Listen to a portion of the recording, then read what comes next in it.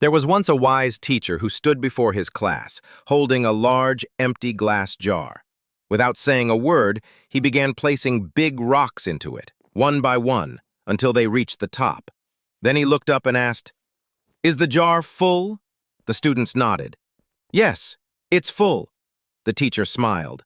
Then he picked up a bag of small pebbles and gently poured them into the jar. The pebbles rolled down between the spaces left by the rocks. He gave the jar a slight shake, letting them settle. "Now?" he asked. The students chuckled. "Yes, now it's definitely full." He nodded again, and then brought out a bag of sand. Slowly he poured it in. The sand filled every tiny gap between the rocks and pebbles. "Full now?" he asked again. The class laughed. "Yes, there's no space left." But the teacher wasn't done. He reached under the table and brought out 2 small cups of coffee. Without a word, he poured both into the jar. The warm liquid seeped through the sand, filling the remaining air pockets. The students were silent now, curious. Then the teacher spoke. "This jar is your life.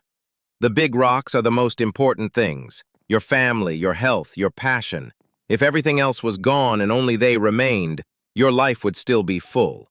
The pebbles, they're the other things that matter. Your job, your house, your responsibilities. And the sand is everything else. The small stuff, the noise." He paused. "If you fill the jar with sand first," he said softly, "there's no room for the rocks." "And the coffee?" one student finally asked. The teacher smiled. "No matter how full life feels, there's always room for a cup of coffee with a friend."